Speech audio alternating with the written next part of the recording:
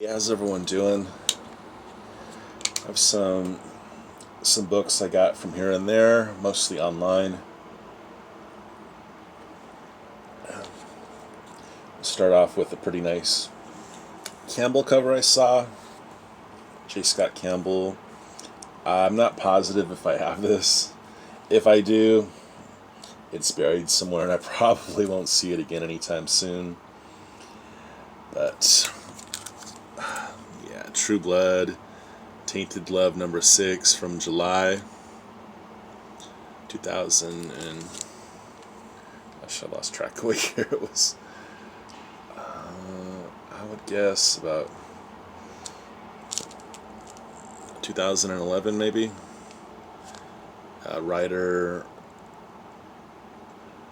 Mark and Draco, art Joe Corney, and yeah, got that really nice J. Scott cover.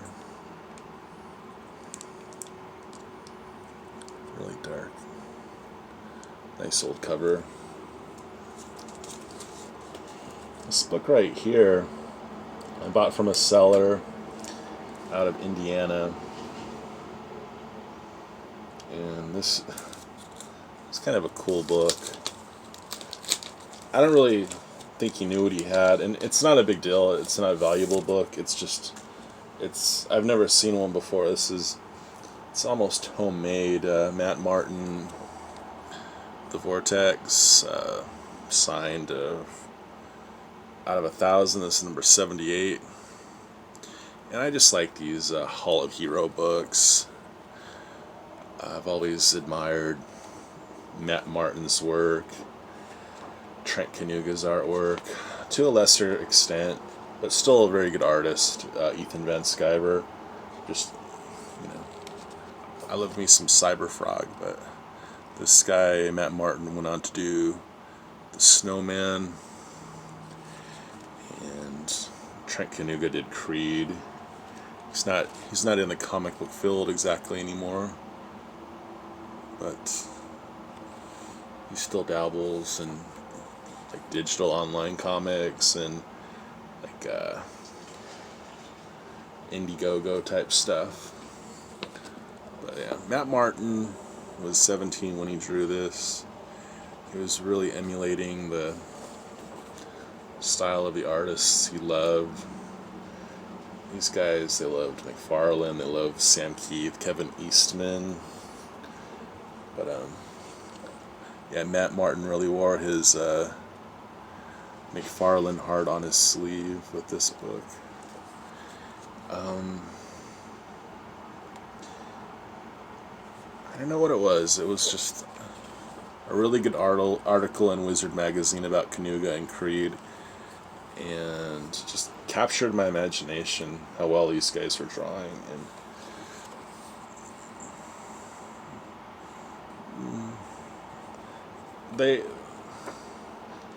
they knew they needed to work on their fundamentals, but the application of the inks, really nice.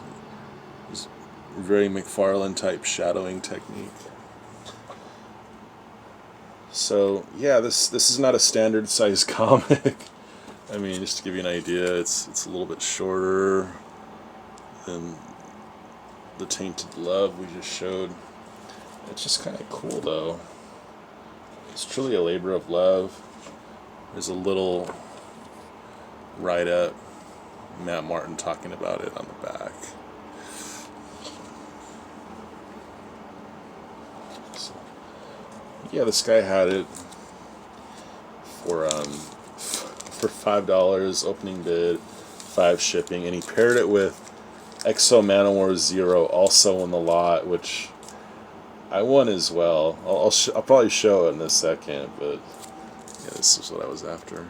It's just so cool, and you don't see it every day, and it's one of those things that I'm glad doesn't go for a lot of money, because like Vortex #5 is the first appearance of Cyberfrog, and some guy has one online and he's trying to get 300 for it. I was like, oh man, I just want to complete this Vortex run. I don't want to spec on Cyberfrog. Oh well. Some nice Tarot Witch the Black Rose 129B, August of 2021. Jim Ballant. I know this has got to be a reference to a Batman cover with the character on the foreground with his knees and feet, and Batman seen from behind, or seen in the midground. Just reminds me of that cover. It's also a purple cover. I have it somewhere. Don't recall the issue number. Really cool though. I know Kyle Rowe got a copy of that Batman book several years ago for a birthday. Just can't get over that Jim Ballant. And man, Holly Golightly with her coloring. She won't be denied. I finished Carmen by Gilliam March.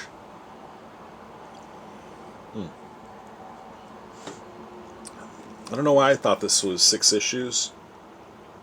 Maybe it was 6 issues in the original language, but this is I believe the 5th and final Image issue, July of 2021. That's probably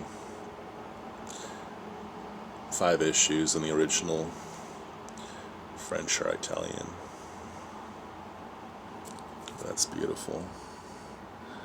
I love the paintwork on the skeletal system.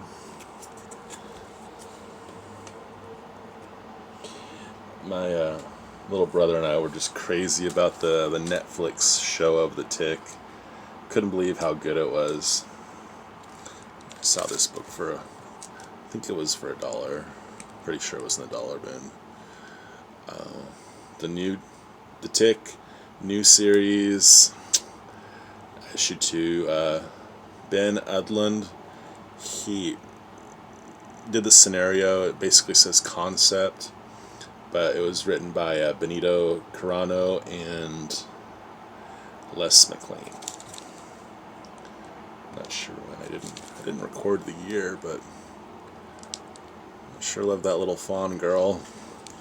Actually, even see that her feet are emulating little hooves, so that's great. The Tick and Arthur trailing her. And I don't know, it looks like she's still in some cabbage, but it looks like a wrapped parcel of some sort. Yeah. Savage Dragon 260. This was a good read. Kind of worried about Maxine Dragon. I do not feel as though she has hero armor. This is an error issue. There was 2 versions of this meant to have different lettering each. Eric Larson was trying out a different letterer, and the printer botched it up. And this is both printers or both letterers' lettering work combined. Some from one letterer, some from the other letterer in the same issue. So I know Larson is a perfectionist, so he's going to reprint it. But so you have this trade dress with the 70s Marvel style, and then you have the other one. It's supposed to be different letterers. I did a little sketch of Malcolm Dragon there. So speaking of Eric Larson, I went crazy over this. I saw this book and I thought this would be the coolest thing in the world to have Eric Larson sign. I don't know why this character isn't more popular right now with Savage Dragon blowing up, Spawn, more popular than ever. This character, I thought this character was the coolest thing, and Eric Larson doing the cover. Jim Valentino is always one of my favorite of the founders of Image. But you have Eric Larson doing a cover was able to find 3 copies. I'd really like to get at least one of them signed. However, I don't know. I don't think Eric Larson's going to be signing anytime soon. He takes them very he takes matters of concern very seriously, I'll say. So he has a very strict but fair attitude, but at the same time he's very laid back. So I know he's not going to be signing anytime soon. I would not presume to speak on his behalf, but I would imagine not even that likely in 2022. So we'll see, though. Could be wrong. But yeah, the Image founding guys. I don't consider Sam Keith. He was right behind there, as was Del Keown. But I've managed to meet Eric Larson, Mark Silvestri. My little brother met Jim Lee. Kind of bump into Rob Liefeld every now and then. He lives one town over in Fullerton. He inhabits the different shops. He's really nice if you just go up to him and talk to him. I usually don't particularly want anything from him. And he actually will want to talk books. The once or twice I've bumped into him, he wants to know what I'm reading, what I'm into, and I just said, well, just nice to talk to you. Go back to digging. Just wanted to come up and say hello. And he's a little taken aback by that. It's not that I'm not impressed by him. I am. I think he's definitely left his mark. But if you see him at conventions, he's quite the different character. But the one time my brother and I got 5 minutes to just kind of chat with him. He's a really cool guy. So I have no delusions, whatever the term is, of ever meeting Todd McFarlane. So I met Liefeld,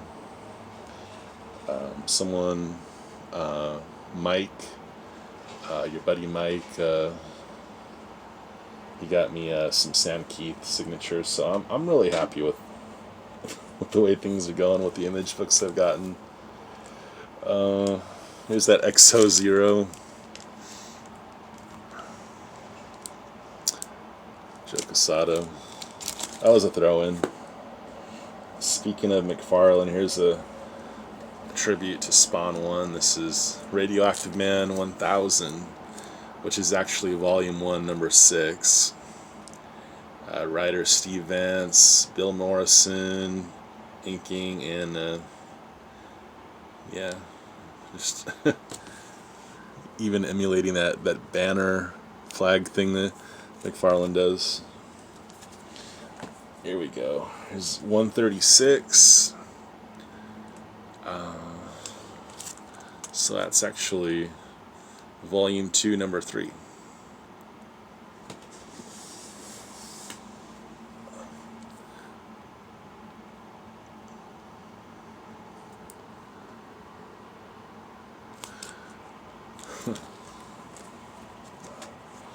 Here's more Matt Martin. This is that Snowman book.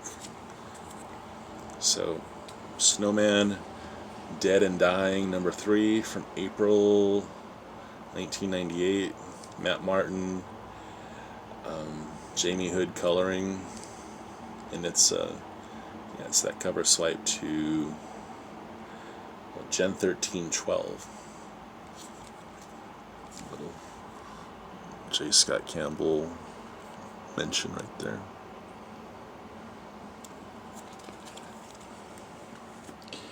So PGH Zombie, he gave this book a chance, and I'm grateful he did. Glad to see the words getting out a little bit about ninjas and robots.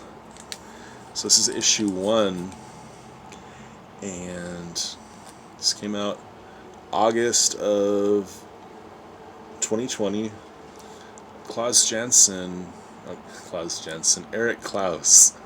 Sorry, I've always wanted to meet Klaus Janson.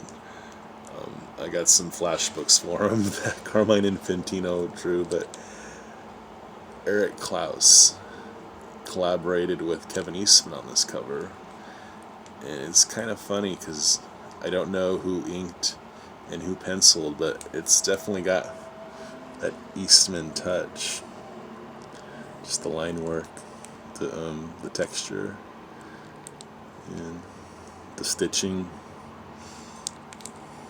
So it's a variant to issue 1. I really needed an issue 1. Issue 2. These Keen Spot books. Pretty cool, man.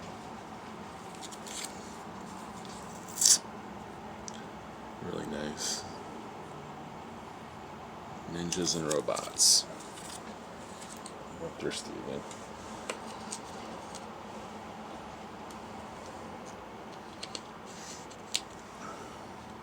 So I've been watching Big Elbow knows this. So I'm watching this Jerk Comics, Uncle Jerk.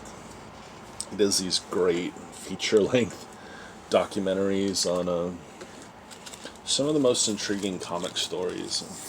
He did an amazing one on Mario Golli, and I can't really say I love Mario Golli's artwork, and it was a sad story to behold. I always kind of wondered what happened, but the truth is actually a lot worse than I could have imagined. But hey, Mario Golli's alive and well. He doesn't have the rights to Ant anymore, and from what I can tell, he's mostly involved in comics through doing commissions. But this is what he did after Image Comics. He still had the rights to his character.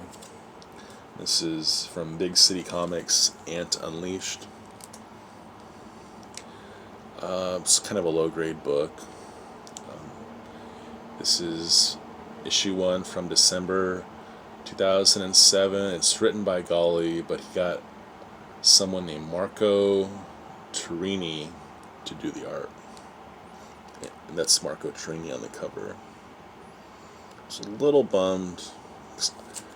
Mario Golli, he's an amazing artist. I mean, I guess he's kind of doing like a Capullo style, but I always sort of saw it as Golli's own thing. He even sort of signs his name like Capullo, so the Image series with Golli working on it in the 2000s ran 12 books, but maybe 11, and then I think Eric Larson did book 12 recently. I'm still waiting on that one. It's tied up with some other stuff.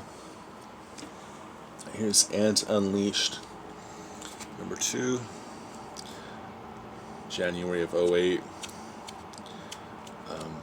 Again, Marco Turini, low grade. Wasn't too thrilled with the condition, but the paper they used through and through, like the cover and the interiors, it's all this really thin kind of magazine paper. Like, if you remember what the pages to Wizard magazine felt like you can't even touch them without crinkling them, and the least amount of dew point on your fingers would just, you'd hear that sound when you let go of the page. Be like, oh, I took some color. So actually, these being on low grade isn't that surprising, because the books themselves are incapable of protecting their own condition. Okay, this was great though. Issue 3, Mario Golli wrote and inked, so real happy to see that. Anyway, hope things are okay for him. So there's some Perillo, Vampirella 23.